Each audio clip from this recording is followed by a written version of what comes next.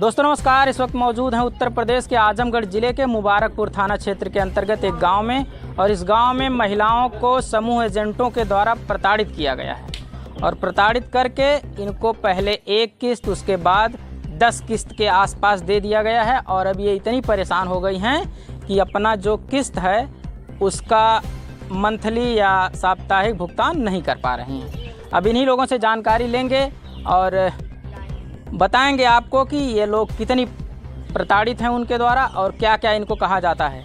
क्या नाम है आपका? रीमा से। क्या क्या कहते हैं समूह एजेंट लोग? समूह लोग ये लोग बोलते हैं कि किस्त लिया कर दो, नहीं है तो किसी से मांग कर लिया के दो। जब नहीं समय पर मिलता है तो हम लोग को बोलते हैं कि गंदा काम करके लिया कर दो, हम पर हमको चाहिए। कैसा गंदा काम? वो बोलते हैं कि उनको भी बोले थे तो हम लोग बाद में सुने, अगर उसी दम सुने तो तब ना हम कुछ कहे थे हम लोग। अच्छा, इतना गंदा गंदा कहते हैं आप लोग? कहते हैं किसी प्रकार से आपको लोन जमा करना है। जमा करना है, हम लोग जमा करवाएं। क्या नाम है आपका? आशा। आपसे क्या कहे लोग? आशा कुमार नाम है। किस्त वाला आते हैं, बहुत बोलते हैं, बहुत गंदी गंदी बोलते हैं। तो बेसरा है, उठवा है, बदमाश है, मरा के लिया किस्त, कर्जा मांग के लिया, कहीं से लिया किस्त जमा करिए। यानी कि कहीं से भी किसी प्रकार से लेके आओ, उसको जमा करना है। अगर आप कहती हैं कि आज नहीं है तब क्या कहते हैं? कहते हैं हम नहीं जानते हैं, कहीं से लिया कि 2 शाम तक किस्त। हम कहीं कहाँ से दें सर? कहीं नहीं है, किस्त ना हो पाएगा। अच्छा। हमके नहीं चाहिए, हमके चाहिए किस्त, कहीं से लिया व्यस्त कर दो, ऋण कर्जा करके। जी। क्या नाम है आपका? सुनीता। आपसे क्या कहते हैं लोग? सर जो आके बैठते हैं, कहते हैं कि हमके 60 बजे राती का पैसा चाहिए तो चाहिए। 8 बजे राती में आते हैं? हाँ। 8 बजे 9 बजे आवत हम और पैसा खातिर एकदम जिद करत हम। कहते हमके जहाँ से मर्जी तहाँ से चाहिए। अच्छा, जब पहले शुरू में किस्त दिए थे, आपको पैसा दिए थे वो लोग, तो क्या कहे थे, किस प्रकार से मांगा जाएगा? प्यार से दीदी बहनी कुछ कहे होंगे? तब कहना कि दीदी कब। अब तो ना के जब होता तो ना लड़कन के बोल देते हम, लड़किन के कहते हैं कि हम लड़कन के उठा ले जाए तो लड़किन के। अच्छा, लड़कियाँ लड़का सबको? घर में रहती है, मन ना रहता है। 2-2 हजार 4-4 हजार घूस लेके पैसा पास कैले। कितना किस्त आपका है? 10 किस्त है। 5 लाख के आसपास। हाँ सर।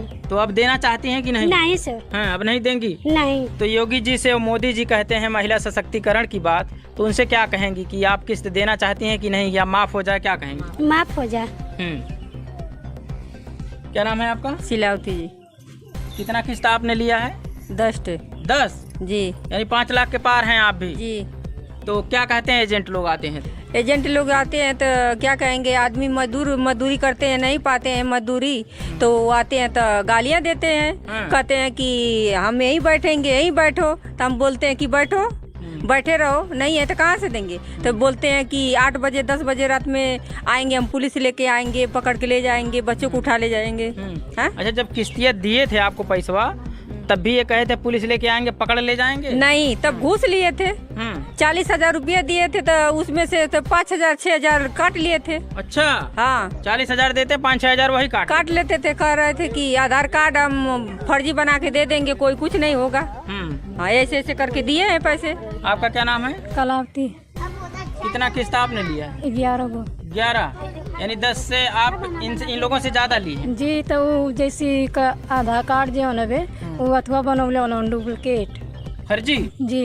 अच्छा, फर्जी बना के पास कहीं ना लोगन, फिर तो 2,000 3,000 तो अथवा घूस ले आना लोगन। हाँ, फिर हमके तन जब हमार तबीयत खराब हो गई, ऑटो चला के हमारे आदमी आई ना, तो जौन रहे पैसा तो हम जमा कैनी। फिर ओकर बिहान पहले जमा करे के रहे तो हम पैसा ना रहे, दवाई में कुल लग गए। हमके बहुत ज्यादा गंदा बात बोलना लोगन, धमकी देना लोगन कि हम तो लड़का उठा ले जाई, तो हम तुम्हार खेत बेचवा देवो, तुम्हार आई कह दूँ, आओ कह दूँ, हमार कुल खेत बाड़ी और गाड़ी घोड़ा सब बेचा गल, खेत उत कुल बेचा गल। तब भी नहीं किस्त भर पाई? नहीं। तो देख सकते हैं आप, कहा जाता है कि किस्त दी जाएगी और आपको समूह एजेंट के द्वारा जो पैसा दिया जाएगा उससे आप लोन के तौर पे लेने के बाद आप एक बिजनेस करेंगे और वो बिजनेस के द्वारा आप कमा करके धीरे धीरे पैसा जमा कर देंगे, यानी उनकी किस्त पूरा अदा कर देंगे। लेकिन ये लोग पैसा तो ली लेकिन अदा नहीं कर पाए। आज इनकी ये स्थिति है कि इनका खेत बाड़ी गाड़ी घोड़ा सब बिक चुका है, ये बता रही हैं। क्या नाम है आपका? कितना किस्त आपने लिया? 8। 8। जी सर। तो क्या कहते हैं एजेंट वाले अब आते हैं? आया था तो हम कहीं पैसा ना आया तो कहते हो कि ना कैसे लिया था। हम कहीं सर ना आया तो कहते चाहिए तो चाहिए, आज चाहिए 12 बजे चाहिए, 1 बजे हमके पैसे चाहिए। अच्छा, इतनी रात तक रहते हैं वो लोग? कहते पैसे चाहिए तो चाहिए, कहीं से लिया था, इससे बोला था।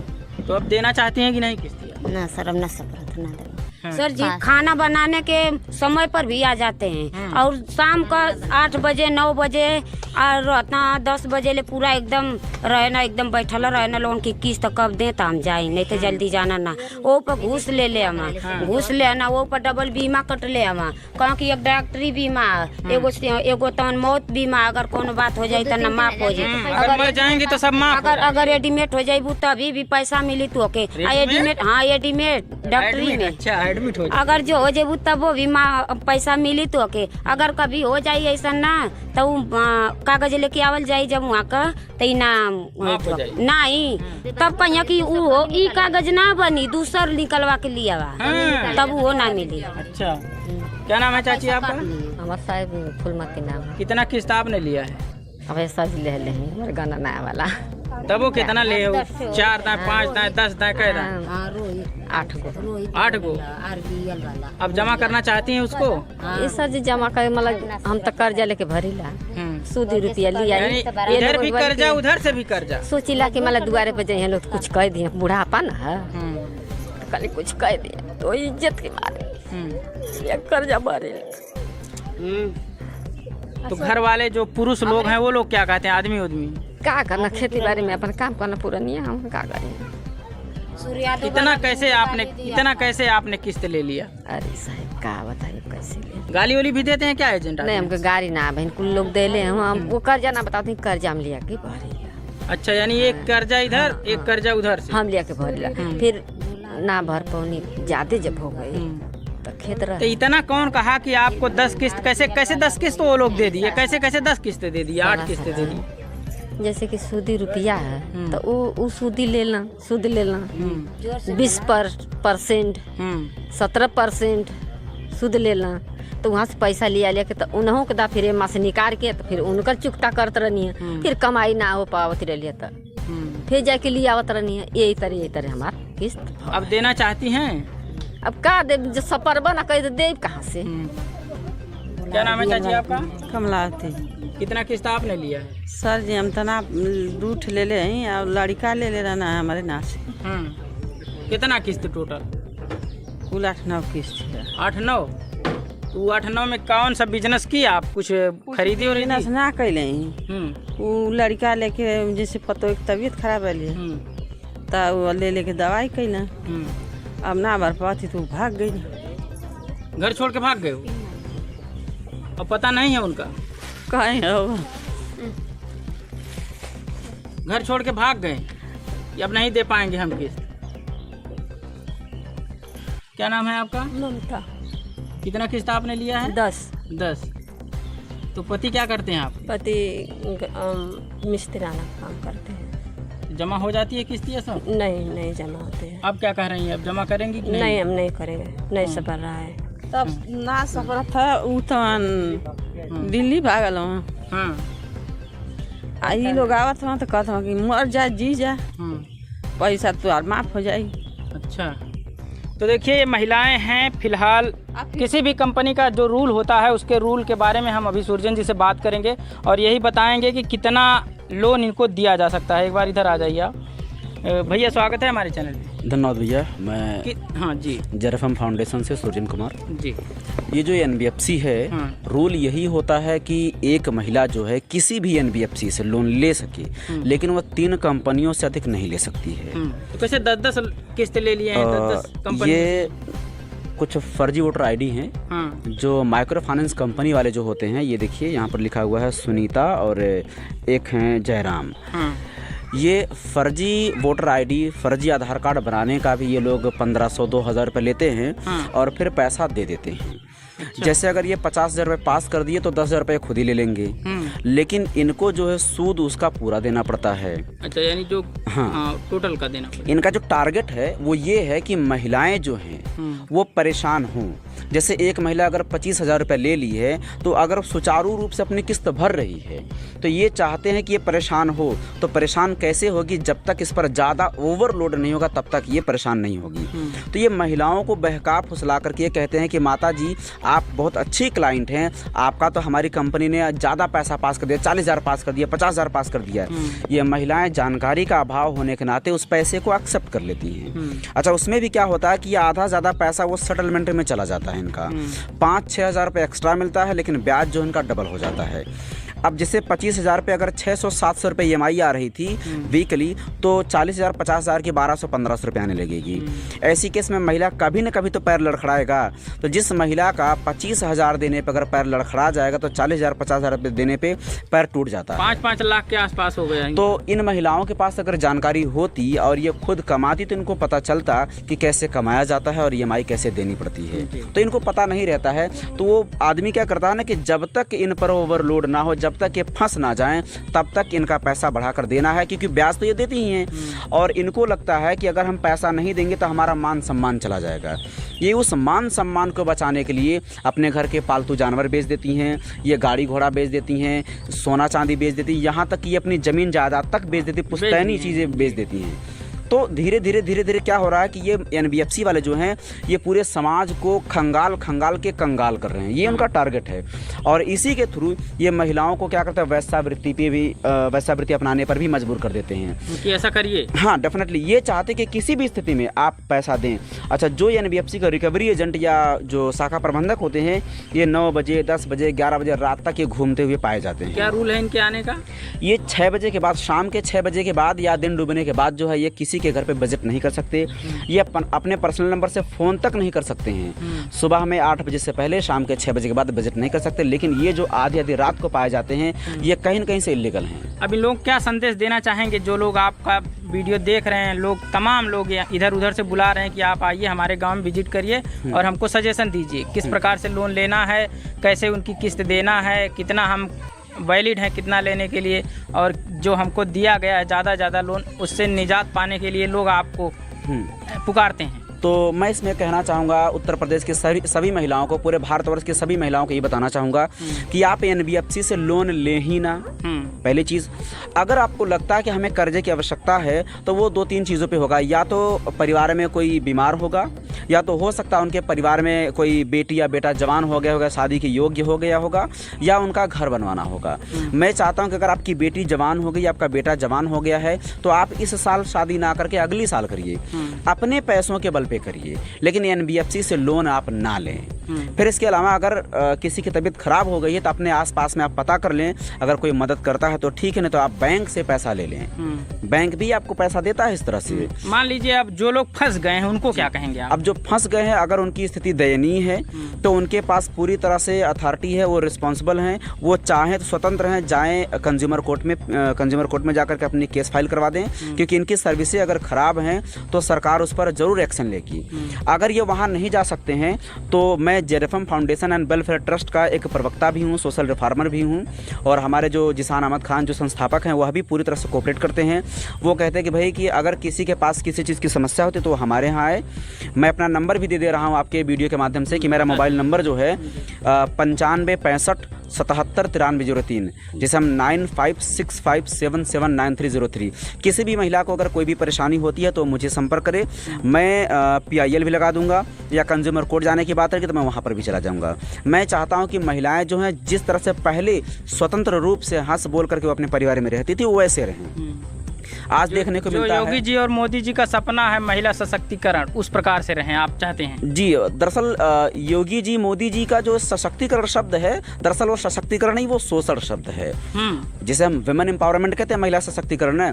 तो एक जगह की अगर बात रही होती, किसी एक गांव की अगर बात होती तो मैं समझता कि भाई ये महिलाएं कहीं से बेवकूफ़ी की होंगी, लेकिन मैं आज 30वें गाँव में विजिट किया हूँ।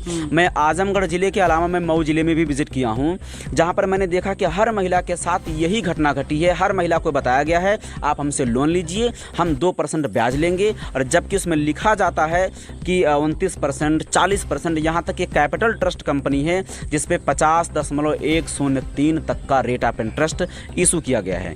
अब अगर सवाल ये हो जाए कि जब उस पर सब कुछ लिखा हुआ है तो आप जानती हैं ना, फिर क्यों लिए आप? तो बात ये आती है कि जो रिकवरी एजेंट आता है या जो ABM आता है या उनका BM आता है, ये कहता है कि 2% हम ब्याज लेंगे।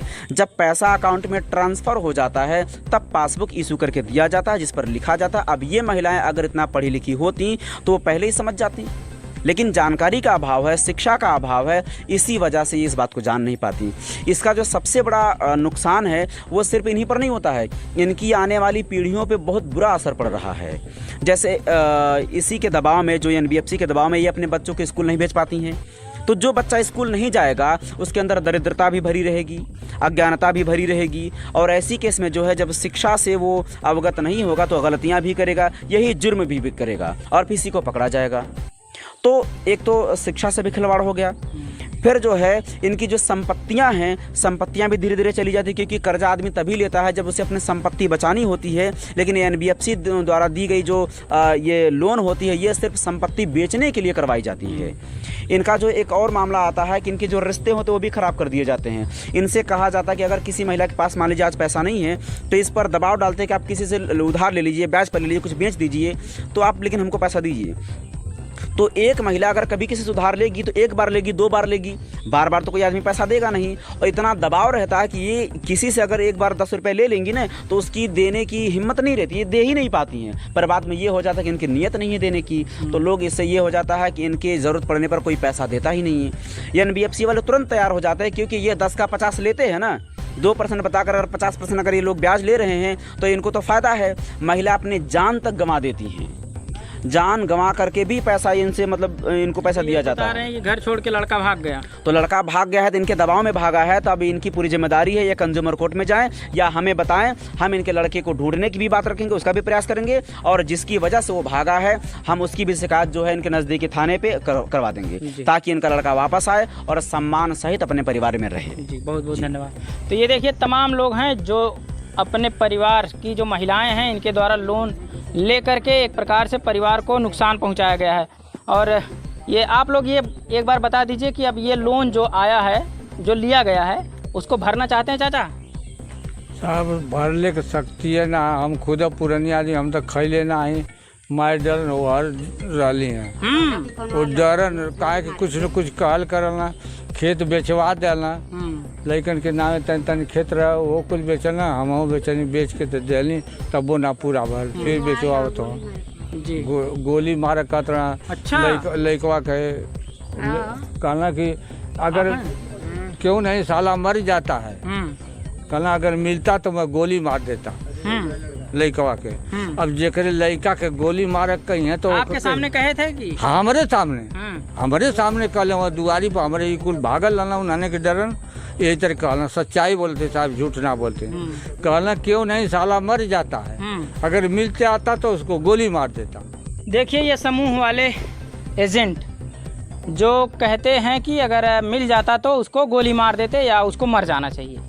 तो समझ लीजिए जैसे LIC एजेंट वाले कुछ होते हैं कि आपके लिए सबसे अच्छी व्यवस्था वो होगी जब आप मर जाएंगे, तब आपका जितना आप शुरुआत किए हैं उसका 10 गुना आपको मिल जाएगा। ठीक उसी प्रकार से इनको मूर्ख बनाया जाता है, और मूर्ख बना करके इनको इतना लोन दे दिया गया, इतना कर्जदार बना दिया गया कि ये लोग अपनी ज़मीन जायदाद सब कुछ बेचने के लिए मजबूर हैं। फिलहाल लोन तो इन लोगों ने लिया, इनकी कमियां थी, अब नहीं भर पा रहे हैं, ये भी इनकी कमियां हैं।